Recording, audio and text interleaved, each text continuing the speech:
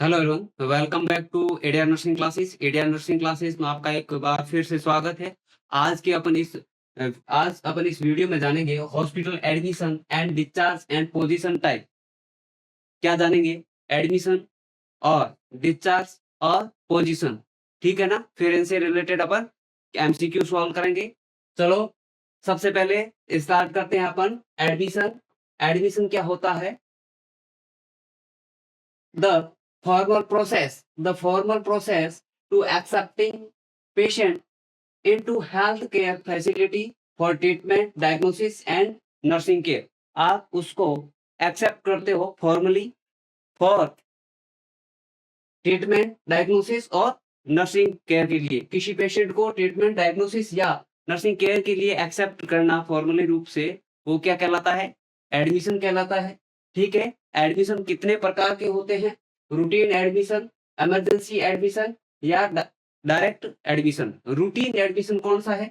जो या प्लान्ड हो या एल्यूटेटिव स्टे हो, शेड्यूल सर्जरी हो, वो क्या है? रूटीन एडमिशन होगा आपका। ठीक है ना। रूटीन एडमिशन कौन सा होगा? जो प्लान्ड है। कोई पेशेंट है जिसकी सर्जरी प्लान हुई है और उसको एडमिट कर रहे हो, तो वो क्या होगा? प्लान या रूटीन एडमिशन होगा। ठीक है ना। इमरजेंसी एडमिशन, ट्रोमा आरटीए के पेशेंट या फिर कोई इमरजेंसी जैसे आपके एमआई हो गया, इनसे रिलेटेड यदि कोई पेशेंट इमीडिएट एडमिट हो रहा है और वो लाइफ सेविंग के रूप में के उद्देश्य से एडमिट हो रहा है, उस पेशेंट की आपको जान बचानी है, उसके लिए आप एडमिट कर रहे हो इमरजेंसी में, तो वो क्या है? इमरजेंसी एडमिशन होगा। देन क्या है? Direct admission. Direct admitted into from room from a clinic. जो आपके ओपीडी से डायरेक्ट एडमिट होते हैं, ओपीडी से डायरेक्ट एडमिट होते हैं, उनको क्या बोलते हैं?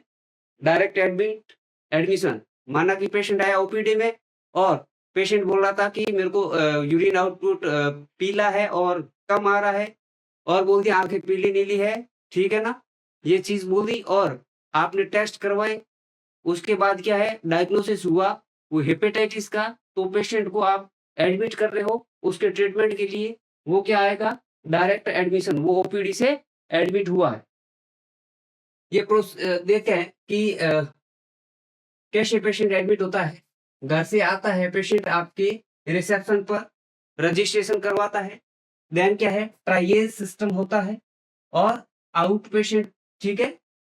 फिर क्या है? वेटिंग रूम वेटिंग करता है, लैब करवाता है और आप के ट्रीटमेंट लेके पेशेंट एक साइड से घर चला जाता है। और यहीं से क्या होता है? इन पेशेंट, ठीक है, इनमें क्या है? पेशेंट एडमिट होता है, ठीक है, वार्ड के अंदर, और क्या है? नर्सिंग केयर लेता है, लैब टेस्ट करवाता है और डायग्नोसिस होता है। उसके बाद ट्रीटमेंट होता है और पेशेंट को डिस्चार्ज कर दिया जाता है उसके घर के लिए। ये क्या है? एडमिशन का प्रोसेस है। ठीक है। चलो नेक्स्ट देखते हैं अपन हॉस्पिटल डिस्चार्ज कॉम्पिटिटिव की टर्म्स। आप पेशेंट डिस्चार्ज करते हो, उसमें आपके कुछ टर्मिनोलॉजी है, वो आपको याद रखना बहुत ज़रूरी है, क्योंकि वही टर्मिनोलॉजी आपके एग्ज़ाम में ज़रूर आती है। यहाँ से एक क्वेश्चन आपको ज़रूर मिलेगा, तो नोट कर लीजिएगा कि प्लान्ड डिस्चार्ज क्या है। जब पेशेंट एडमिट होता है ना, उस दौरान आप एक प्लान बना देते हो कि इस पेशेंट को कब डिस्चार्ज करना है। स्टेबलाइज़ पेशेंट हो गया, पेशेंट सेटल हो गया, उसके बाद आप उसको ओरली ट्रीटमेंट पे घर भेज रहे हो, वो पेशेंट वाइटली स्टेबल है, तो वो हो गया आपका प्लान डिस्चार्ज। देन है लामा और डामा। इसमें क्या है? पेशेंट लीव और discharge against medical advice. Doctor की दी गई जानकारी उसके खिलाफ पेशेंट जाके या तो घर चला जाता है या भाग जाता है और वहां से हॉस्पिटल से छुट्टी ले लेता है। ठीक है ना। और हमेशा ध्यान रखें, इसमें आपको डामा फॉर्म साइन करवाना जरूरी है, तभी ये लामा और डामा में पेशेंट काउंट होगा। जब भी पेशेंट लामा या डामा हो, तो एक डामा फॉर्म आता है, उसपे आपको पेशेंट का कंसेंट लेना जरूरी है। ठीक है। ताकि जो भी कोई उसको हार्म हो, वो पेशेंट जा रहे हो उनका काम जाने, कभी भी आप पे लीगली कोई एक्शन नहीं होगा। ठीक है ना। देन आता है एब्सकॉन्डेड, इसमें क्या है, पेशेंट आपको बिना पूछता से भाग गया, आपको कोई सूचना नहीं दी पेशेंट ने, पेशेंट भाग गया, वो आएगा एब्सकॉन्डेड में। देन आता है रेफर या ट्रांसफर। पेशेंट आप अपने ट्रीटमेंट के लिए पेशेंट हायर सेंटर खुद बोलता है जाने के लिए, या फिर आप उसको रेफर करते हो, ऐसी कंडीशन है आप उसे टैकल नहीं कर पा रहे, तो पेशेंट आप हायर सेंटर पे रेफर करते हो, तो वो होगा रेफर। ट्रांसफर पेशेंट वो होता है जो किसी छोटे सेंटर से बड़े सेंटर पे डायग्नोसिस के लिए या कोई बड़े इन्वेस्टिगेशन के लिए जाता है, तो वो ट्रांसफर कहलाता है, ठीक है ना। ये आप टर्म जरूर याद रखें, plan discharge, LAMA DAMA, absconded and refer और ट्रांसफर। ओके, नेक्स्ट देते हैं अपन पोजीशन। क्या देते हैं, पोजीशन। एडमिशन देख लिया, डिस्चार्ज देख लिया, अब देते हैं पोजीशन। पोजीशन क्या है, सुपाइन पोजीशन सबसे पहले देखेंगे। सुपाइन पोजीशन या इसको बोलते हैं डोर्सल पोजीशन। इसमें क्या है, patient lie flat on the back with face upward, arm at side. क्या है, आपका फेस ऊपर रहेगा, आप सीधे ऐसे लेटोगे, आपके हाथ और पांव सीधे रहेंगे, ठीक है ना। आपका सिर मुंह सामने की तरह रहेगा, ठीक है। तो ये क्या है, सुपाइन पोजीशन हो गई। कौन सी हो गई, सुपाइन पोजीशन हो गई। और ये कब यूज ली जाती है, इसकी इंडिकेशन क्या है, तो आपका चेस्ट या एब्डोमेन एग्जामिनेशन करना हो तो ये यूज लिया जाता है, ठीक है। रेस्टिंग पोस्ट सर्जरी, आपके कोई एब्डोमिनल सर्जरी हुई है तो ये रेस्टिंग पोजीशन है after abdominal surgery. Post lumbar puncture prevent headache, यदि किसी पेशेंट का एलपी हुआ है, लंबार पंक्चर हुआ है, तो उसको आप सुपाइन पोजीशन में सुलाएंगे ताकि उसका बाद में हेडेक नहीं हो। हेडेक को प्रिवेंट करने के लिए मेल कैथेटराइजेशन, यदि मेल कैथेटराइजेशन कर रहे हो तो भी ये आपको सुपाइन पोजीशन देनी होती है। नेक्स्ट पोजीशन देखते हैं, प्रोन पोजीशन। सुपाइन पोजीशन की पूर्णतः विपरीत होती है। इसमें क्या है, हेड एक साइड आपका टर्न रहता है, ठीक है ना। हेड क्या एक साइड टर्न रहता है, हाथ आगे की तरह आप रखते हैं, ठीक है। ये आपके हैंड है और पूरा सुपाइन के विपरीत है। इसमें पेशेंट क्या है, lie on the abdomen with head turned into one side. Head एक साइड टर्न्ड रहता है, चाहे वो लेफ्ट रखो या राइट रखो। ये कब यूज लिया जाता है, एग्जामिनेशन ऑफ द बैक या स्पाइन। यदि आपके बैक साइड में कोई एग्जामिनेशन करना है तो ये सुपाइन पोजीशन दी जाती है। ATRS ARDS ARDS मतलब एक्यूट रेस्पिरेटरी डिस्ट्रेस सिंड्रोम। इसमें क्या है, मैनेजमेंट के लिए इस पोजीशन में पेशेंट को सुलाया जाता है। Improve oxygenation. Post renal biopsy, यदि रीनल की बायोप्सी ली गई है तो पोस्ट रीनल बायोप्सी इस पोजीशन में पेशेंट को सुलाया जाता है। Prevention of the hip reflection contracture, ठीक है। हिप के फ्लेक्शन कॉन्ट्रैक्चर को प्रिवेंट करने के लिए इस पोजीशन में सुलाया जाता है पेशेंट को। सुपाइन प्रोन की एक उल्टी स्थिति है, ठीक है ना। देन देखते हैं फाउलर। फाउलर में दो पोजीशन होती है, semi and high Fowler position, ठीक है।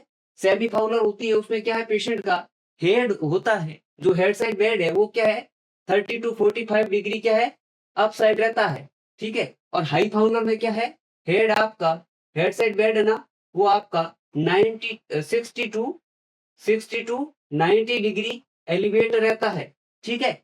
ये किन कंडीशन में पोजीशन दोगे, डिस्पनिया पेशेंट को हो गया या एनजी ट्यूबिंग फीडिंग चल रही है, एस्पिरेशन को प्रिवेंशन करना है। एनजी ट्यूब फीडिंग चल रही है तो आप सुलाए हुए फीडिंग दोगे तो पेशेंट क्या है, एस्पिरेट कर सकता है। Post abdominal surgery drainage, abdominal surgery हुई है उसके बाद पेशेंट को ड्राइनेज लगा है तो ये ड्राइनेज करने के लिए ये पोजीशन दोगे। कार्डियक कंडीशन, कुछ कार्डियक कंडीशन में होती है, ये पोजीशन आपको देनी पड़ती है, ठीक है ना। ये कौन सी है, फाउलर पोजीशन, ये सेमी फाउलर पोजीशन है और ये क्या है, हाई फाउलर पोजीशन है, ठीक है। Semi Fowler, high Fowler, okay. Next देखते हैं अपन फोर्थ नंबर की पोजीशन, सिम्स पोजीशन, जिसे अपन लेफ्ट लेटरल पोजीशन बोलते हैं। क्या बोलते हैं, लेफ्ट लेटरल पोजीशन बोलते हैं। सेमी प्रोन पोजीशन, ठीक है। और left side line with upper leg reflex toward chest. इसमें क्या है, पेशेंट लेफ्ट साइड लाइन होता है, लेफ्ट साइड के बल पेशेंट सोता है, और जो राइट लेग है वो चेस्ट की तरफ फ्लेक्स करके रखता है। जैसे पेशेंट ये क्या है, लेफ्ट लेग की साइड सोता है, और जो राइट लेग है उसको क्या है, फ्लेक्स करके रखता है। हैंड आपको ऐसे रखना है, और सिर है वो एक साइड टिल्ट रखना है। ठीक है, ये सबसे कॉमन एग्जाम में क्वेश्चन आता है कि एनिमा के दौरान कौन सी पोजीशन दी जाती है, तो आप लिखोगे सिम्स या लेफ्ट लेटरल पोजीशन। ठीक है, और रेक्टल एग्जामिनेशन के लिए या सपोजिटरीज आप पेशेंट को दे रहे हो कॉन्स्टिपेशन में, ठीक है, तभी ये आपको सिम्स पोजीशन देनी है। या अनकॉन्शियस पेशेंट है, उसके प्रिवेंशन एस्पिरेशन प्रिवेंशन करने के लिए पेशेंट एस्पिरेट नहीं कर जाए, तब आपको ये पोजीशन देनी है।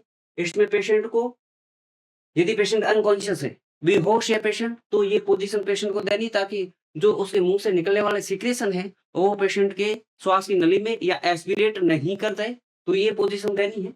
आगे नेक्स्ट 5th नंबर की अपन पोजीशन देखते हैं, टेंडुलम पोजीशन। टेंडुलम position, head of the bed side lowered and feet are raised। ठीक है, टिल्ट बेड, इसमें क्या है, टेंडलनबर्ग और रिवर्स टेंडलनबर्ग दो पोजीशन है। ठीक है, टेंडलनबर्ग एंड रिवर्स टेंडलनबर्ग, ये है आपकी रिवर्स टेंडलनबर्ग पोजीशन, और ये है आपकी टेंडलनबर्ग पोजीशन। इसमें क्या है, एक में तो सिर ऊपर रहता है और पांव नीचे रहते हैं, वो आपकी रिवर्स टेंडलनबर्ग होगी। और एक क्या है, उसमें सिर नीचे रहता है, पांव ऊपर रहते हैं, वो होगी आपके टेंडलनबर्ग। ये कब कब दी जा सकती है, जो आपकी टेंडलनबर्ग पोजीशन है वो हाइपोवोलेमिक शॉक हो गया, ठीक है, पांव ऊपर रहेंगे तो वीनस रिटर्न है वो आसानी से होगा, और पोस्टरल ड्राइनेज के लिए कोल्ड प्रोलैप्स हो गई है, या लोअर बीपी, ठीक है, हाइपोटेंशन हो गया है। ठीक है, हाइपोवोलेमिक शॉक या हाइपोटेंशन हो गया, तो ये आपको टेंडलनबर्ग पोजीशन देनी है। रिवर्स टेंडलनबर्ग पोजीशन कब दोगे, जब आपको एसिडिटी हो रही हो, या फिर उसके इंट्राक्रेनियल प्रेशर को कम करना हो, या फिर कोई गर्दन की सर्जरी हो ताकि रक्त बहाव को कम किया जा सके, तब क्या है, रिवर्स टेंडुलम पोजीशन दी जाती है। अब नेक्स्ट पोजीशन देखते हैं 6 नंबर की,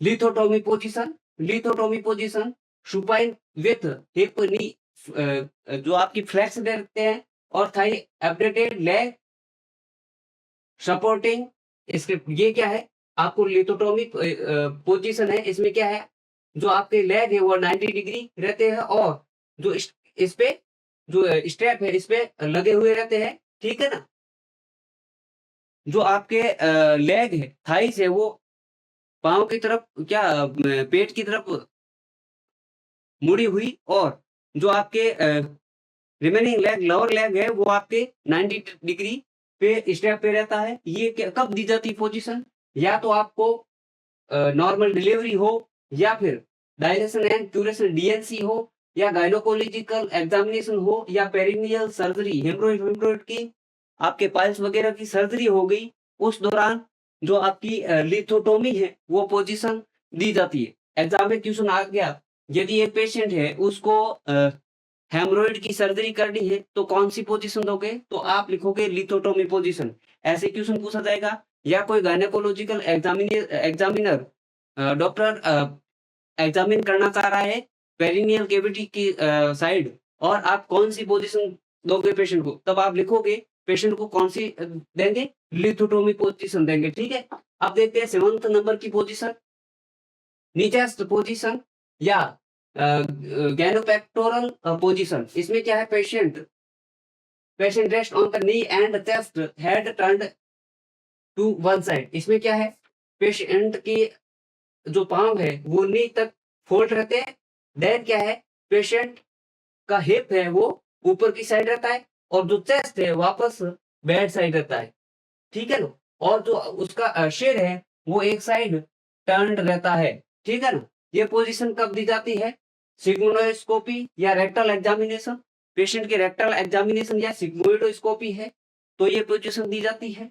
या मैनेजमेंट ऑफ रिट्रोवर्टेड यूट्रस, जो यूट्रस है रिट्रोवर्टेड है तो उसके मैनेजमेंट के लिए ये पोजीशन दी जाती है। या लंबर लेविनेक्टोमी सर्जरी है तो ये पोजीशन दी जाती है, कौन कौन सी पोजीशन दी जाती है, नी चेस्ट की पोजीशन। ठीक है, अब देखते हैं ऑर्थोपेडिक या ट्रिपोइड पोजीशन।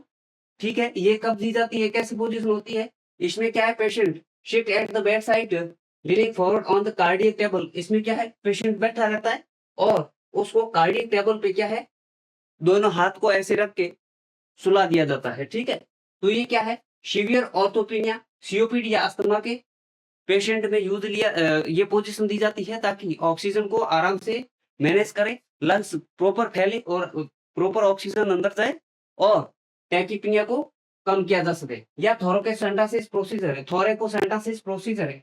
ठीक है, उसके दौरान ये पोजीशन यूज दी जाती है, relief of severe chest congestion या चेस्ट कंजेशन है पेशेंट का, तो ये जो पैनिक पोजीशन है वो दी जाती है ताकि पेशेंट को तुरंत आराम मिल सके। ठीक है ना, अब नेक्स्ट देखते हैं अपन एमसीक्यूज। जो इस टॉपिक से रिलेटेड एमसीक्यूज है वो एग्जाम में जो बार बार आने वाले एमसीक्यूज है वो मैंने यहाँ दे रखे हैं। अपन वन लाइन एक एक लाइन करके अब उनको तुरंत देखते हैं। विच पोजीशन क्या है, which position is must suitable for a patient in hypovolemic shock. Hypovolemic shock है, शॉक का पेशेंट है तो उसमें कौन सी सुटेबल पोजीशन होगी, आपके टेंडलनबर्ग पोजीशन होगी। कौन सी होगी, टेंडलनबर्ग पोजीशन होगी। The best position for administering a cleaning enema, जो एनिमा देने की सबसे बेस्ट पोजीशन कौन सी है, सिम्स पोजीशन। ये परफेक्ट है, वन लाइनर, इन आंसर को कोई चेंज नहीं कर सकता। अपन विच a patient with a severe COPD struggling to breathe with position help most। कौन सी पोजीशन है जो COPD के पेशेंट जो COPD में वो सांस लेने में दिक्कत से जूझ रहा है तो पेशेंट को ऑर्थोपेडिक पोजीशन दोगे। When a patient leave the hospital against medical advice, जो एक पेशेंट है वो आप के डॉक्टर के एडवाइस के खिलाफ जाके छुट्टी ले रहा है तो क्या होगा, लामा या डामा। ठीक है, ये 4 क्वेश्चन है, इनमें से क्वेश्चन आते रहते हैं। ठीक है, बहुत सारे क्वेश्चन बनते हैं। अपन संडे के दिन एक सीरीज चलाते हैं, उसमें क्या है, जो 6 दिन के अंदर अपन पढ़ेंगे, अपन पढ़ते हैं वो उसके 100 MCQ अपन सॉल्व करते हैं। चलो आज की क्लास में आप इतना ही पढ़ते हैं। ठीक है, नेक्स्ट क्लास में अपन देखेंगे एक और नया टॉपिक। ठीक है, तब तक के लिए थैंक यू। बने रहे इंडिया मिक्सिंग क्लासेस के इस पैनल पर। यदि आपको ये टॉपिक अच्छे लग रहे हैं, वीडियो अच्छे लग रहे हैं तो लाइक शेयर सब्सक्राइब जरूर करिएगा और अपने दोस्तों के साथ शेयर भी करिए। थैंक यू, बाय बाय, मिलते हैं एक नेक्स्ट टॉपिक के साथ।